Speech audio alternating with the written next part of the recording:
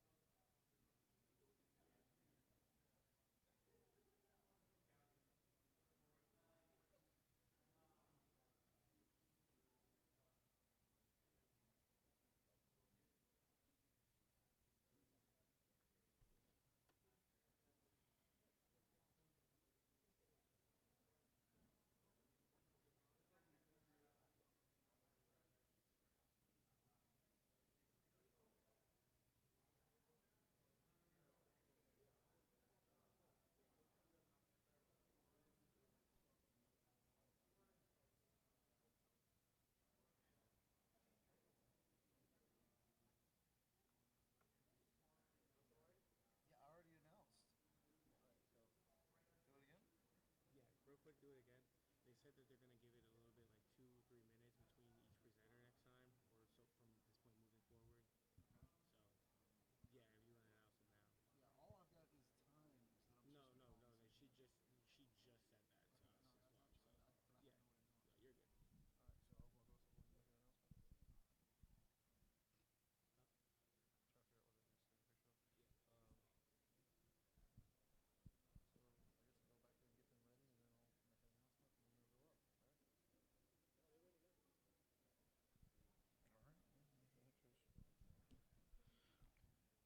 The Next Frontier, Navigating the Future of Crypto and Decentralized Finance.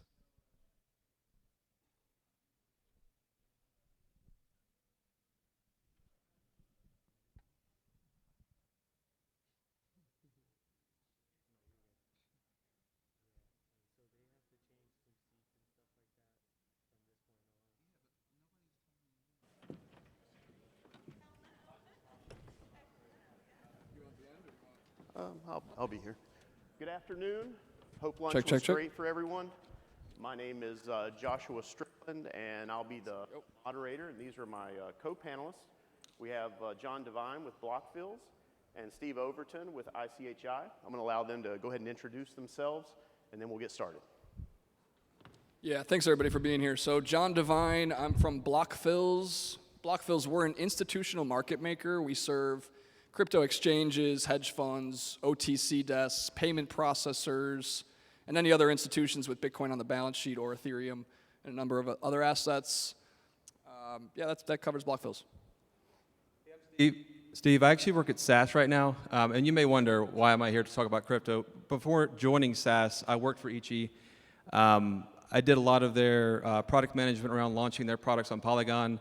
So I'm going to come at this conversation from the developer community mindset, from a DeFi project that I worked on, to kind of blend very well with the conversation today. And for the format of the panel, I'd like to encourage you, use the question and answer capability in your event app. We'll try to stop about every 5 or 10 minutes and go through these questions. Realize we already have one there, but I kind of wanted to tee up the conversation. I wrote just a little something here last night I wanted to share to kind of set the stage. As a revolutionary innovation and disruptor, blockchain will likely impact any industry that relies on a trusted third party to conduct business, much like foundational internet protocols disrupted how we communicate, work, and exchange ideas and information. The list is a long one, from banking transactions to medical records to immutable property ownership. Anything that uses a ledger and needs a trusted third party is within the domain. As with any good revolution, there's always FUD, resistance, and the lag of governments to update antiquated rules and systems. I like to draw parallels to things. We all know that that to be true in hindsight, we're better off with things like electricity and motorized vehicles. We couldn't imagine society without them, but they too met resistance in adoption and needed decades to mature. So with that, we'll start with our first topic of the panel. And gentlemen, you can take this question in any order you like. Each of you give us your point of view about how you see the status of crypto in DeFi today. Yeah, so a lot of headwinds, as we all are aware of, for the crypto industry, broadly speaking, and the current moment in time. Those headwinds are kind of tailing off from the past 18 months, where we saw some massive criminal activity in the industry. I think everyone here is familiar with the story of FTX. There's a couple others, Celsius, you could drop names, there's a few more. So with some egregious criminal activity in the retail-facing side of crypto, the obvious reaction from federal agencies is to crack down on regulation. And so right now we're going through our first trial of how is the government going to approach this sector. Are they going to be facilitating innovation? Are they going to be putting a roadblock in front of innovation? I think right now the approach that we're witnessing is very much the roadblock, regulation by enforcement, and trying to throttle retail-facing products and services. But that being said, crypto is such a new technology. Bitcoin is about 13 years old. And, with new technologies like this, we're going to go through cycles. And I think builders build during bear markets. And so that's what we're seeing here. We're in a bear market. It's got a bunch of headwinds that we just covered, but a lot of stuff is getting built. And a lot of stuff is getting built on utility, especially, not just how do you create an exchange to buy and sell assets, but how is this distributed ledger technology going to impact the real world, and what are some applications that are going to come out of this? So right now, I'm actually very encouraged by the amount of building that's going on, and not just building, but actual real-world utility that's starting to stem from the sector. Yeah, I agree. I think people are definitely building during a bear market. I know Ichi, the project I worked with before, they are very active in building the different products and frameworks to support DeFi as a whole, because DeFi is very much more bleeding edge, I think, than your centralized markets, because DeFi operates in such a different manner than your traditional market makers, because you've got automated market makers, you've got the concept of trading pools and whatnot. So I think the current status, to answer the question though, from a DeFi standpoint, is if you look at DeFi Llama, for the people that are not too deep into crypto, DeFi Llama is a great free resource you can use just to understand some of the metrics that go beyond this sort of concept that crypto is just all about just trading, right, in finance. It's more than just that. There's, I love how you hit on utility. In DeFi, one of the big metrics is TVL, or total value locked. So the current state, to kind of answer the question with some data, if you go to DeFi Llama, you can see over the past year with the bear market, TVL has dropped in half. It's gone down pretty substantially because of liquidity moving around and moving out of the market for the time being. But the status that I see for sure is there's definitely a lot of good projects that are being built. I love the focus on utility, and I think for the bankers in the room, that's the big opportunity, I think, is bankers have decades and decades of experience that they could apply to the same railways that are being defined right now by DeFi. So I think that's kind of the other, I kind of answered the question, or a little too much of the question, but yeah. Sure, great job, guys. I think another thing that you touched on with the regulatory side that is discussed sometimes is which agency has jurisdiction, because I think even among themselves, some of they're kind of disagreeing. I personally think that maybe for example, old rules may not properly apply to digital assets and digital currencies, so it could make sense for a new agency or either a new department within an existing agency than trying to apply, like the Howey test, for example, to digital assets and digital products. I'm not going to let you follow up on that because I think it'll be hit later, but we do have a couple of questions. I want to go ahead and hit one of those right away if that's okay. This is my first go at this, so I'm going to accept the question. That one's approved. And let's see here. There's a little TV here. Answering now. Okay. First question. How will the recent investigations from the SEC impact the crypto environment over the next year or the next 5 years? So short term, long term.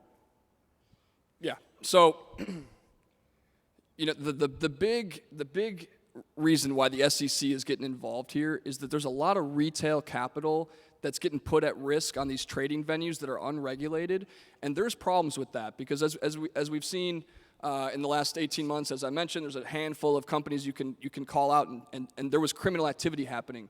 The SEC's job is to protect investors from criminals, and so when you come into this industry, and it's basically the Wild West. That attracts the wrong type of entrepreneurs to label them probably more proper than they deserve. And it's a worldwide market too, that people are protected because obviously in other places it's harder to track people down and lock them up. Certainly. So here in the United States, the SEC and the CFTC and really Congress is going to have to act on this. But what's going to come out of this regulation debate is we're going to separate crypto trading, crypto buying and selling assets that are very volatile from the utility that's going to stem from distributed ledger technology. And what we want to avoid at this crucial moment in time is lumping crypto into the broad technological innovation that came from blockchain. Okay, blockchain has numerous game-changing real-world assets, and we'll get into a couple of those today. But I think the biggest takeaway from the enforcement that the SEC is bringing on the industry is separating trading, which is not the point of crypto. The point of crypto is not to go buy and sell and speculate. Separating trading from real-world utility, and we do not want to have blockchain development companies have to go offshore to develop their products and services because they're being lumped in with trading technology. So that's my hope is that from these conversations, we separate utility from trading and create a clear path for how the United States can lead the world from a corporate development perspective in developing these new technologies and protecting investors simultaneously on these venues where you can buy and sell these different assets. Totally agree, and I think this morning, Mike even hit on it too, is you can't fight the regulators, right? So they're going to come in, and you kind of have to, you have to do what they say, right? They can shut you down pretty easily. But I think to kind of answer the question, it's going to certainly slow things down for the time being. I hope it's just a short bump in the road. I totally agree with separating, the financial side from utility because we're going to get, I think, a little too excited here in a minute when we talk about just kind of the entrepreneurial spirit of all the other things you can do besides just buy and sell Bitcoin on an exchange. There's so much more to it than, thinking about it like that. So I think, regulation's needed. It needs to come in and do its thing. But like everything, there's got to be some balance. There's got to be some happy medium of, protecting the consumer while also allowing innovation and allowing that growth, that game-changing technology to really take its course. So. Yeah, and I'll wrap that thought with you go back to the to the tech bubble in the late 90s, early 2000s, all of those companies that were listing equities, those were all, following all the regulation and all the rules. They were being pitched by regulated brokers to the public market. So regulation is certainly not this like cure-all approach to saving investors, as we saw with the tech blow up, 20 years ago. But what came out of that tech blow up was Amazon, Google, Apple. I mean, you could just go down the list, right? So it would be foolish for the United States to stomp on innovation and technology and hampering entrepreneurship, which is what this country is built on, but also at the same time, providing guidance for how venues can fall under regulation and protect consumer investors. Well said, guys. Something I wanted to add to that is the ecosystem's a really large ecosystem with the concept of blockchain as a foundational piece of it. You have private blockchains and public blockchains. Obviously, there are different use cases for both of those, but the nice thing, particularly about public blockchains, is the ability to analyze at block level what's happening, which currently you can't do in our current environment with traditional finance. So that levels the playing field in a lot of ways.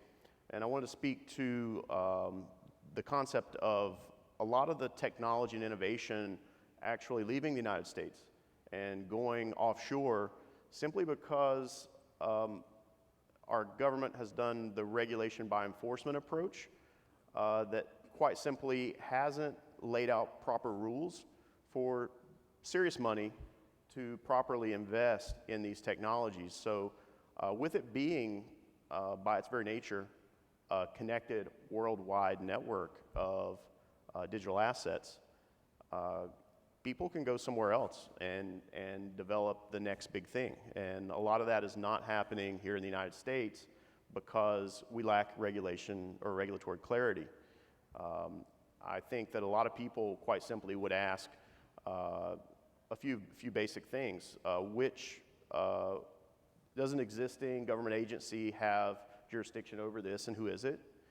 And then just set a quite simple framework that obviously, you can't sit here and look in the future and say, this is exactly the way this needs to be, just like with the internet. They weren't able to do that with the internet either. But you can create a framework, a playing field, so that people generally know the rules and can play the game. But you can imagine getting on a football field and not knowing whose team is whose and which end of the field your goal is on and what's out of bounds and what's not. That's the current situation we have in the United States. And unfortunately, other countries are leading the way on this particular topic.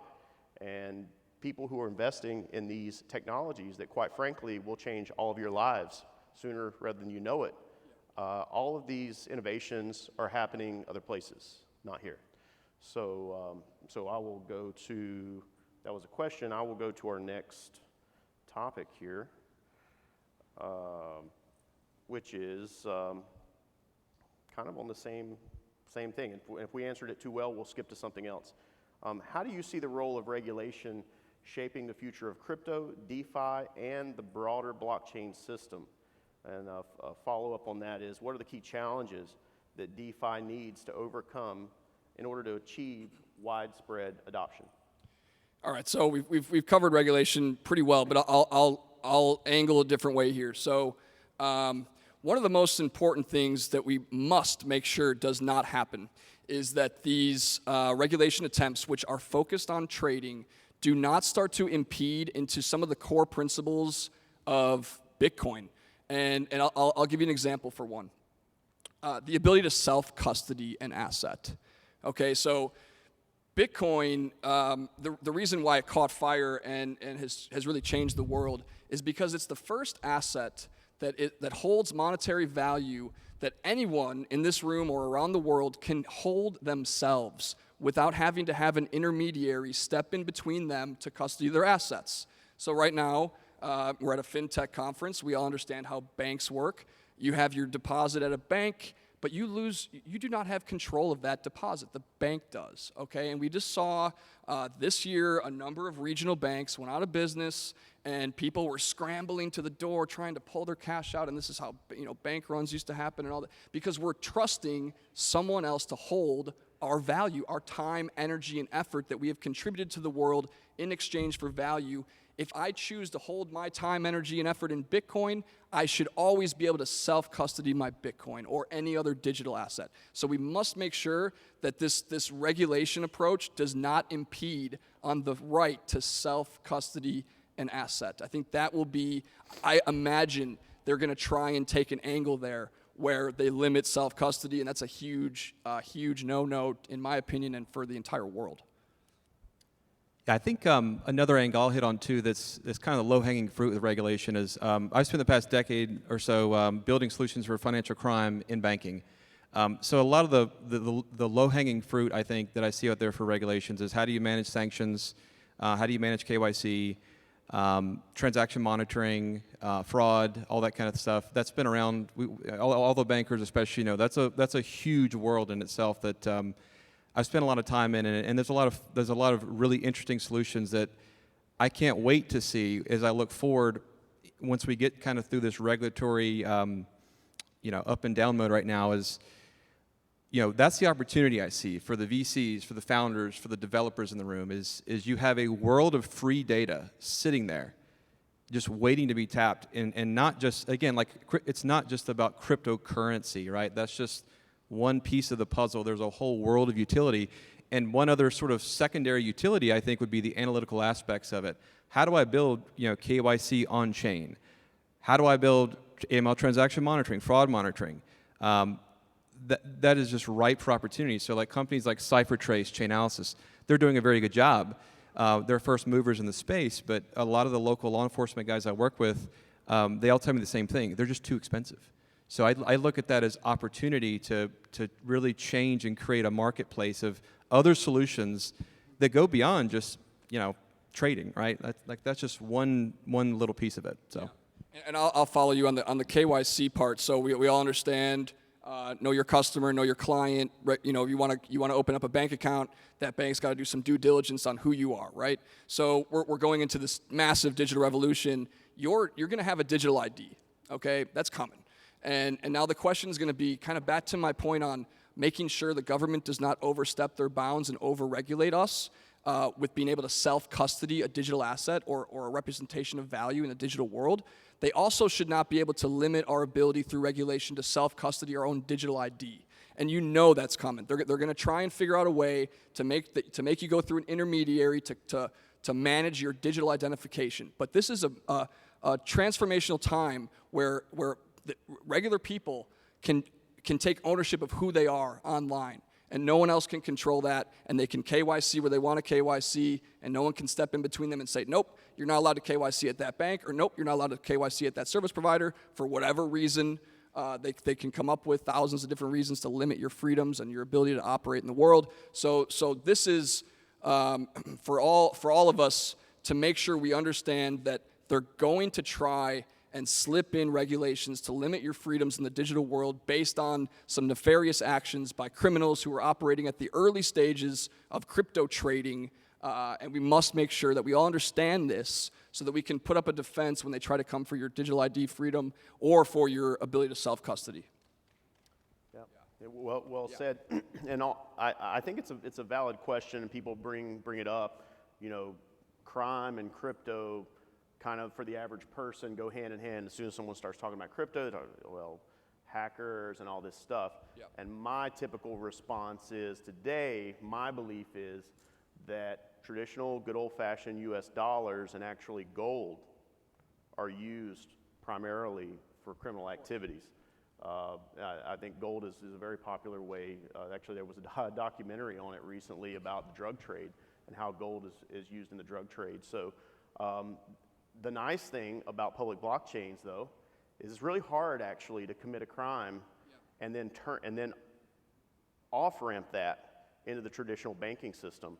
So at the point that's off-ramped, and the analytics are there. You can't do that quite so well with dollars. Can't do it quite so well with gold. Actually, that's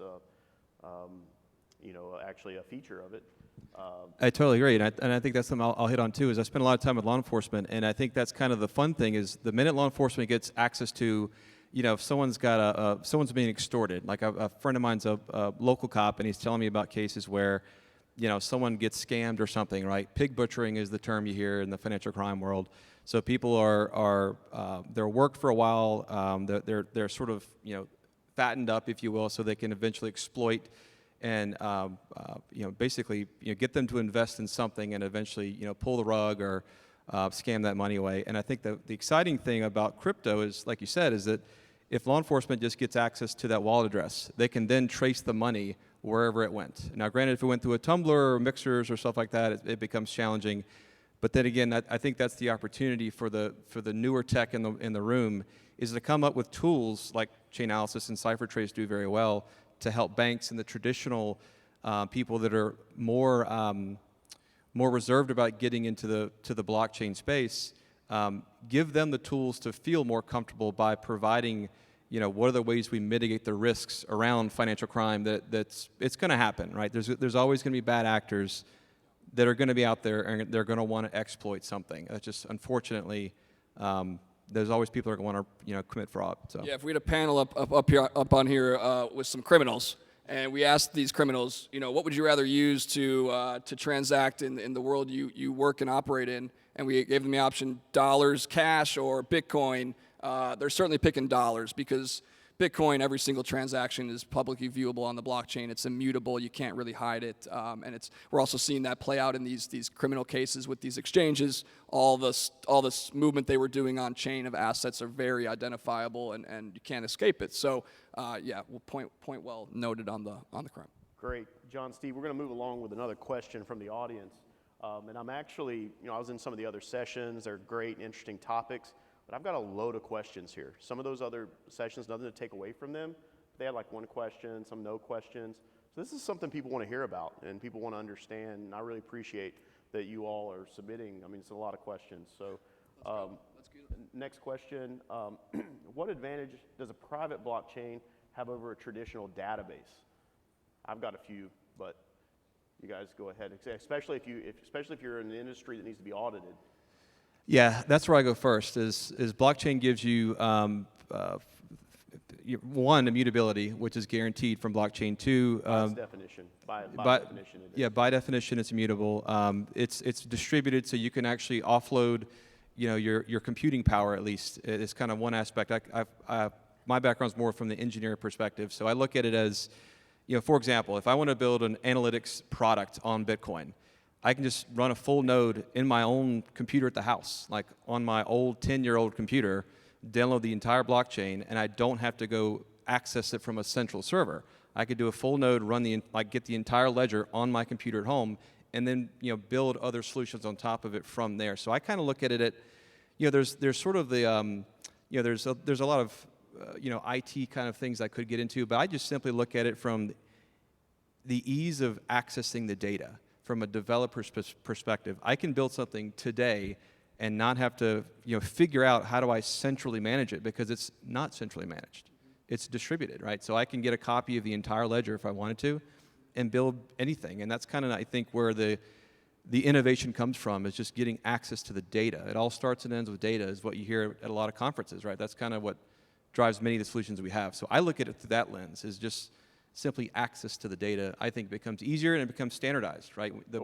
We are talking about a private blockchain, I would imagine, over a VPN or something like that. Yeah, so the public couldn't just download a public or private. You're right. So private blockchain, same thing, right? I'm kind of nerding out a little bit, I guess, from the generic side. But private blockchains, yeah. So if one example I always would love to see a bank get into is if you're a banker, there's tons of consortium data models out there, right? For fraud, or let's take a simple list, OFAC sanctions list, right? That's a central list of people you should not do business with. Of course, that's public. Let's think private, just KYC data or CDD data. Banks operate under the Patriot Act. There's 314 processes that are shared amongst banks as well as law enforcement. I have to wonder how much of that could be built on a private blockchain. So then you don't have, like vendors that I work with, we build products that don't talk to one another, but if I have that data on blockchain, now I have one standard interface that could be a private blockchain, just for banks, just for law enforcement, that's under guidance from FinCEN today, to have that public-private partnership.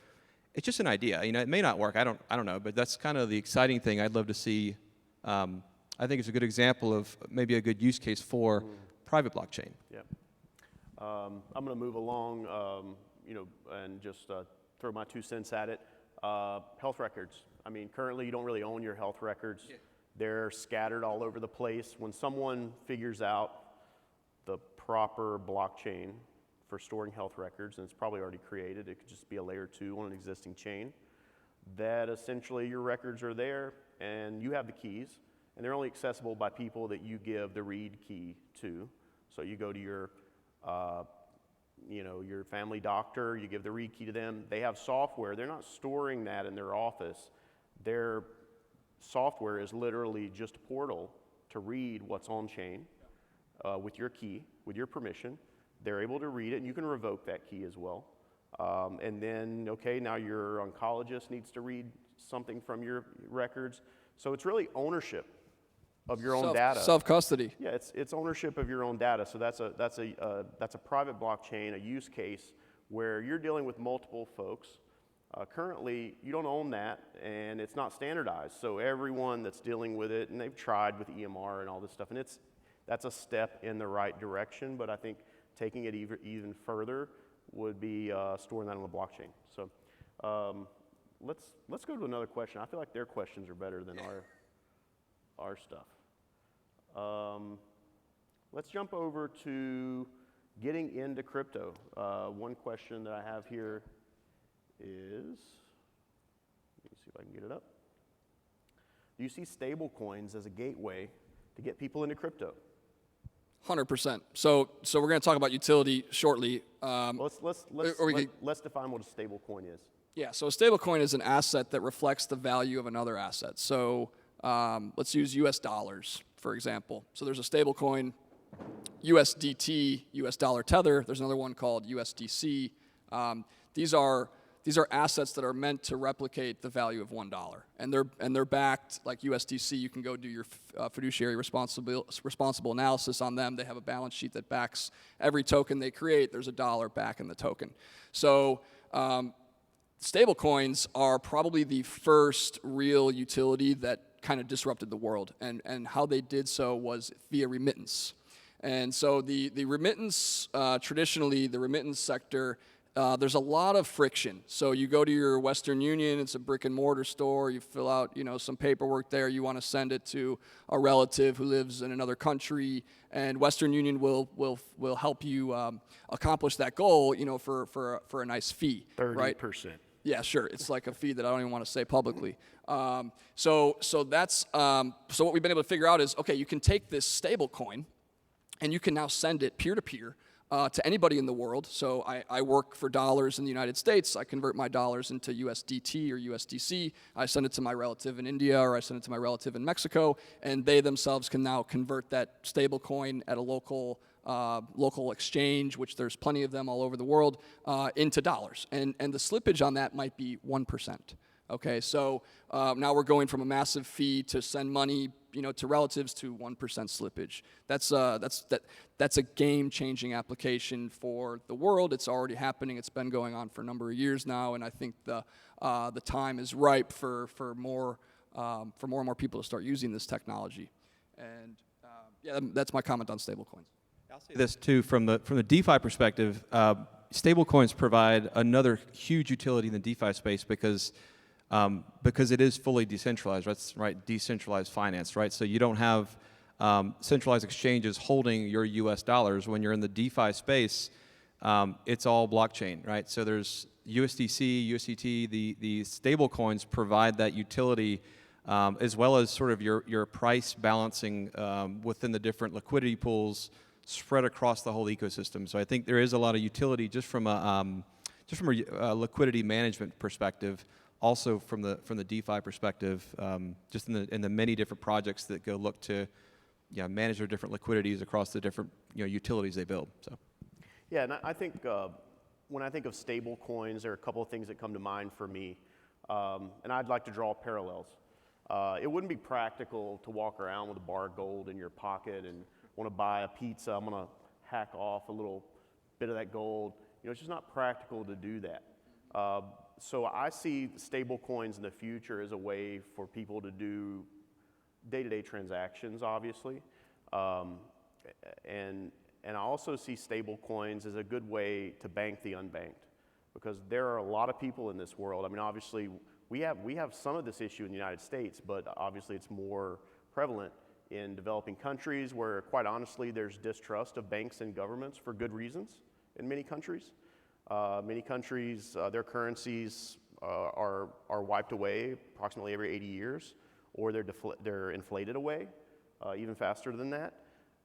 So having these digital currencies not only allows someone to custody their own money, but you go to most developing countries, I would say a large part of the population, many of them more than half the population, don't have modern banking access, but they all have one of these. And with an app, they could have a wallet, they could receive that remittance from their family. Let's say I send a remittance to the Philippines in US dollars, and if the local people there don't want to take US dollars, well, guess what? They can use the same app to turn that into whatever on an exchange, hopefully a decentralized exchange, and they can make that change, and then they can transact with someone in person, and all of that has a very low amount of friction because we now have the technology to omit essentially the trusted third party. And the settlement is much faster. So again, when I've spoken to retailers about advantage of using crypto, once the adoption is there, you can buy something from me with a credit card, and actually it could be quite a long time before I'm sure I have that money, because you can actually still claw it back. I don't know what the rule is. It might be 30 days or 60 days, depending on the processor, but that money's really not mine for a while. Whereas even with things with slow transaction times, like Bitcoin, have about a 10, 15-minute transaction time, but Lightning, almost immediate transaction time, that's a final transaction. That money is not being taken away from you as a retailer in any way, shape, or form. So that's one thing I wanted to mention when I think of stablecoins, some of the great use cases. But yeah, it is definitely a gateway into crypto, because I think a big part of crypto too is the paradigm, right? It's a paradigm shift. Just the same way that the internet changed the paradigm for how we communicate. Cryptocurrencies and the blockchain, well, crypto supported by the blockchain, will change the paradigm in how we transact with each other, and also the way we do anything that requires a trusted third party. So that could be an insurance transaction, that could be, really, it would be difficult for us to sit here today and fathom the way this will change our lives. The same way it would be very difficult in 1992 for even experts at the time to sit and come up with all the ways that internet technologies change our lives. I draw a great parallel to the two. So we'll go next question. Let's tee it up. Question is, do you think the tokens the SEC has deemed to be securities are in fact securities? Why or why not? You know what? I don't even want to go there. You can pass. You can pass. And here's why I don't want to go there. I'll give you some color. So we're using a test from 1933 to judge an asset class that's created in 2020 and beyond. I don't think although it's a great test, and there's certainly going to be some obvious cases where tokens created, like some of these exchanges that have made their own tokens that you can get rebates on the exchange if you buy the token. That's a security. Okay, I don't think anyone questions that. But these layer 1 and even some layer 2 tokens that are figuring out ways to incentivize participation in a network, and I'd love to get into that further. We should get into that further on the next question. Congress needs to act, period. We cannot work off of these legacy frameworks for shaping the future of or this innovative technology, or else all the development's going to go overseas. There's no other way around it. We live in an interconnected world. It's a global world. If the United States wants to stomp out any type of development here in this country, it just goes overseas. So not really worth speculating on what's security or what's not a security. Congress needs to act, and the sooner the better. Yeah, I agree. Okay, we'll check that question off. Some of these are kind of on the same sort of topic, so if I skip your question, maybe because I felt like it was pretty much already answered. I'd almost like to give an example of what I'm talking. Yeah. Well, So, let's think about like some utility applications for distributed ledger technology. One of my favorites is decentralized storage.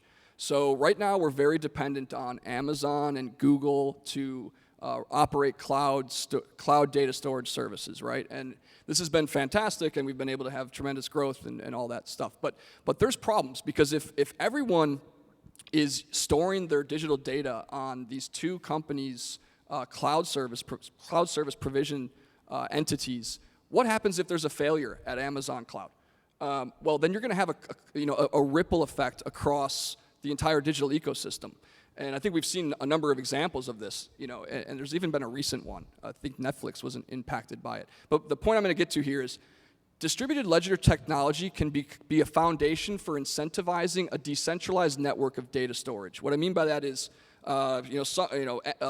computer node A in America, computer node B in India, computer node C in Russia, whatever you want to think about, a decentralized network of computer nodes that have storage available for people to utilize. We can use DLT to incentivize those nodes to come online and offer their data storage, and we can compensate them in a peer-to-peer transaction based on a network token. And so then my question to the SEC would be, well, if we create this decentralized data storage network and we're incentivizing the node, the data storage providers that are on the network with a peer-to-peer transaction based on a network token, a cryptocurrency that operates that network, is that a security? And if that's a security, how can we possibly think about incentivizing decentralized networks even beyond data storage? I love even to go into internet infrastructure. Like right now, I have an internet, I pay for internet, I get a feed into my house, great. But what if I want to take that feed and I want to be able to give a VPN window and let anyone who comes into my house connect to my internet without writing down my password and connecting directly to my server? I want to put a VPN right in front of them.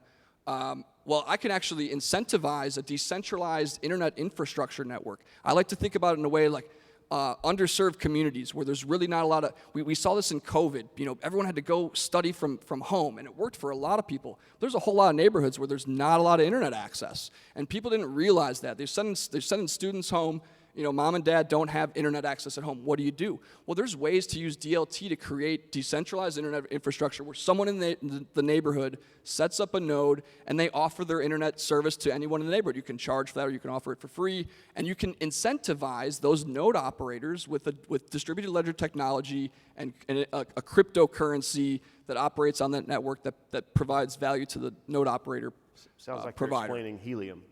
It's a little bit. kind of like They haven't helium, gotten there but yet, helium was like IoT. It really didn't accomplish the goal. My favorite one, if anyone wants to write it down, is packet cache. I think they've actually kind of hit the nail on the head.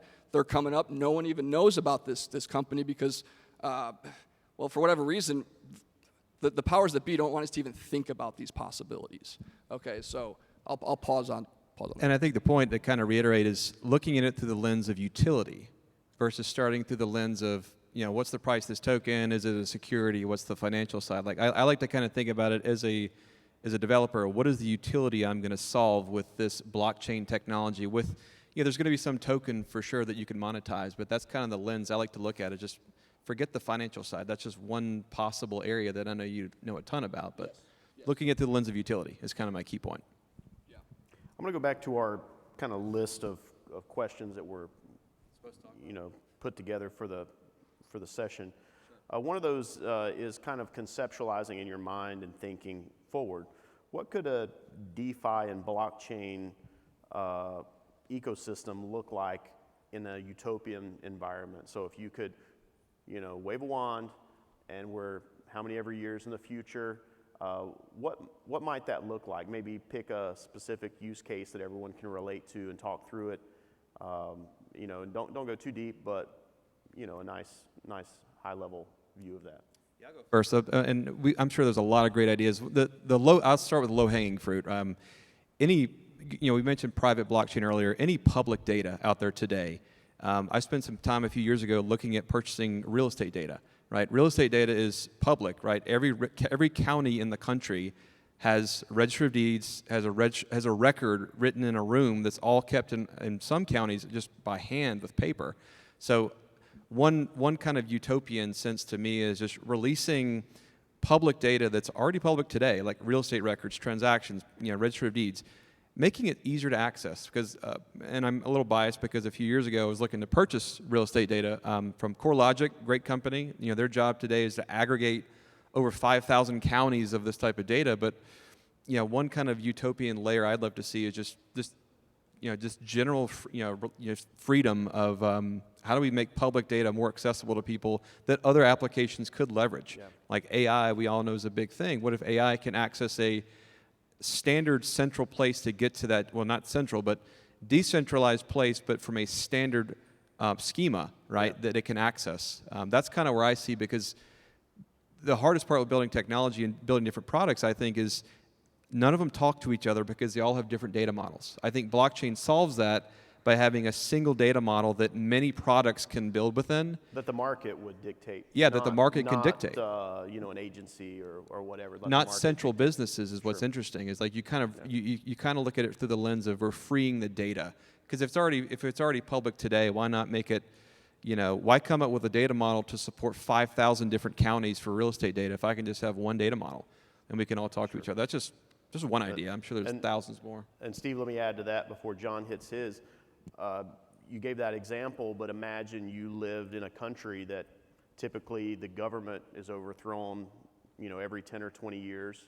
And if you happen to land on the wrong side of the political spectrum, they go into the county office or the regional office and say, oh, that person doesn't own that property anymore. And this accidentally got lost. That happens. It happens in a lot of countries around the world where people don't have true property rights. And if you land on the wrong end of your opinions or your beliefs, many times your property rights can be taken away from you. So I think blockchain does solve that. Yeah, I'll stick on property rights, and I'll be brief. But my utopia vision for crypto is eliminating the friction of these centralized, and I'm going to talk content distribution here. So think YouTube or think Facebook or Twitter or whatever. Right now, if you create content, that's your property, okay? And these platforms are monetizing against your digital property. And currently, users of those platforms really aren't being compensated properly, even if you are one of the mega creators of content. But let's just talk about an average creator of content. Crypto distributed ledger technology can peer-to-peer can incentivize people to compensate you for content directly. Okay, and then also it can eliminate the friction. Like let's use YouTube.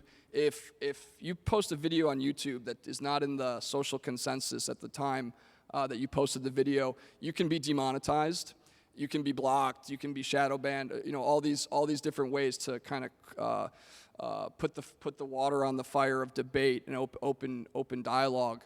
And so I think crypto has a huge opportunity to kind of provide a free market for sharing ideas, sharing content, whatever that may be, and then allowing for the direct compensation of that content from your viewers instead of relying on an intermediary platform to distribute that reward for your digital property. And we may be soon running out of time, but I did want to note that all the things we discussed were actually utility cases. And if you listen to the news, you never hear about utility cases in crypto. All you hear about is, really currency-related things and financial-related things. But there are actually really good utility cases for crypto, and sending that innovation offshore, I think, will be a brutal mistake for the next few generations. You'd imagine when the internet was being developed, if people were so afraid of it, and there were some people who tried, were so afraid of it that they didn't want that development to happen here, that they wanted it all to happen somewhere else because they were worried that it may upset the balance of power, quite frankly. I think we'd be missing out on a lot if that happened. What time is this session supposed to be over? Because I have 2:20 right now. Sir. I'm happy to do another question if anyone's got one. Yeah, well, There's plenty in here. So until somebody sends us off, we'll keep rolling. Should have ended at 2:10. Oh, Oh, 10 minutes over. Well, thank you, and yeah, I'll be around for the next day. I know there's probably some of you in the audience that have probably know more than we do, quite frankly, or maybe more than me for sure. I don't know about you guys. You can speak for yourselves, but come up to me. I love talking about this topic. It's really something I enjoy, and thank you for your interest and for hanging out in our panel. Appreciate it. Yeah, thank you very much.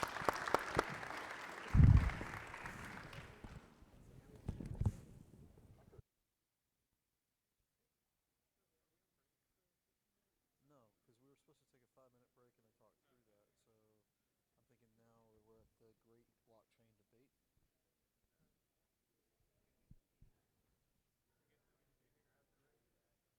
I guess we've just completely bypassed a break. So I mean, it was 5 minutes. It's like they're not going to be able to do anything in 5 minutes anyway.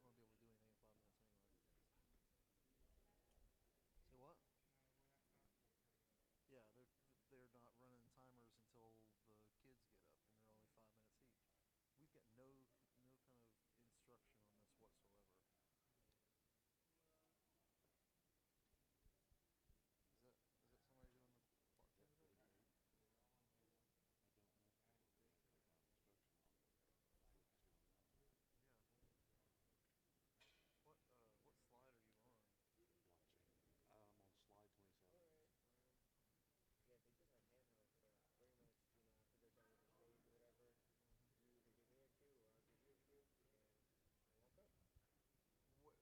Is that somebody doing the blockchain debate? What slide are you on? What, so this is the debate, the blockchain debate. Well, no, this is something before 3 o'clock. This is it's 2:24. The last guy's talked over for 10 minutes. So this is the great blockchain debate, which was supposed to be at 2:15.